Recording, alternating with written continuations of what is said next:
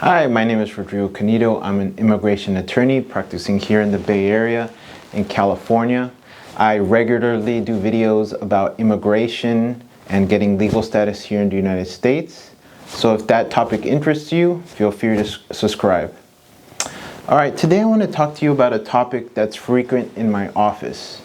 And that is, if I'm a US citizen, can I apply for my wife here in the United States or my husband? Well, these are some of the things that I look at when someone asks me that question. First, I look at how many times has this person come to the United States? Have they come once, twice, 3 times? How many times have they come to the United States? If they entered with a visitor visa or some other type of visa, maybe it's no big deal if they entered the United States numerous times. However, if they entered without inspection, say through the US-Mexico border, for example, on numerous occasions, and they were never seen by an immigration officer, they snuck through, then that could be a big problem. Another thing that's important to look at are the dates. When did this person come to the United States? Our immigration laws, as you may know, have changed throughout time.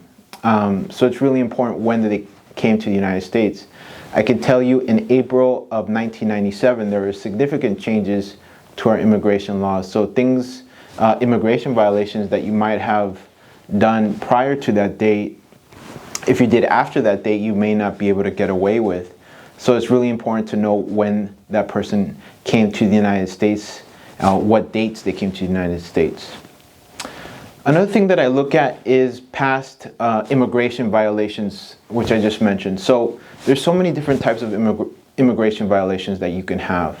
One could be, for example, if you lied to an immigration officer to receive some type of immigration benefit, that could be a problem. Another could be if you helped people come to the United States illegally, even if they were your family.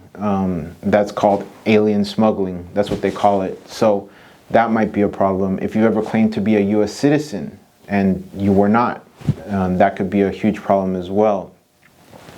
Besides that, another thing I look at is perhaps more obvious crimes. Do you have any crimes in your past?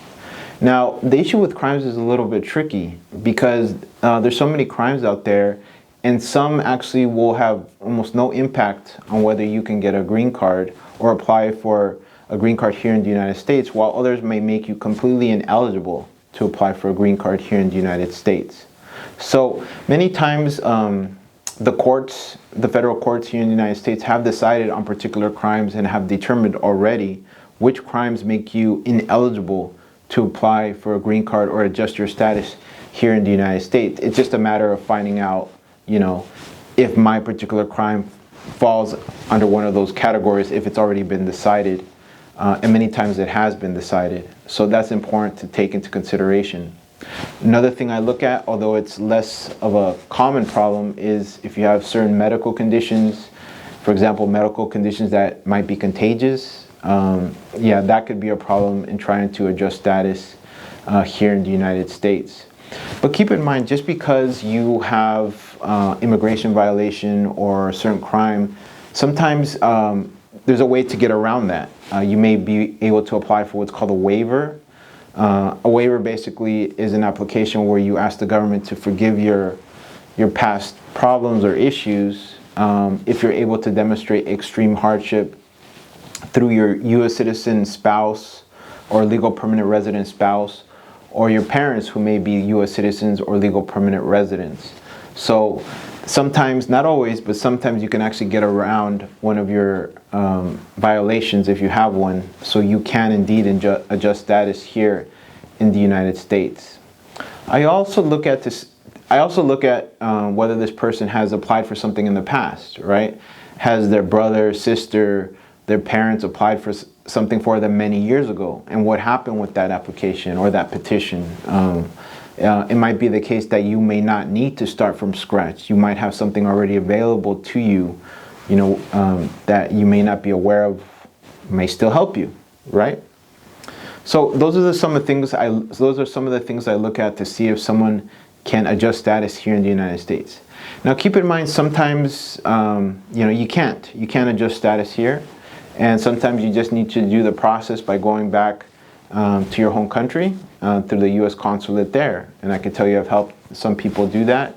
and it's great, you know, as long as you're well informed on how that would work, and as long as you're sure that your situation allows you to do that.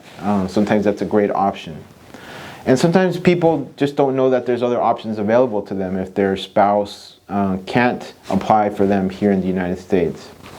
For example, if you were ever the victim of a crime here in the United States, you might be eligible for what's called non-immigrant status. That status is offered to people who have been victims of certain crimes and have cooperated with law enforcement. Another option might be applying for asylum. So asylum is for people who fear returning to their home country because of their religion, their political views, maybe even their sexual orientation. So if you fall under one of those categories, you don't have to leave the United States. You can apply for asylum here in the United States and be able to get legal status that way. So just wanted to give a broad overview of some of the things I look at and some options for those thinking of applying for their wife or husband here in the United States. So thank you so much for listening.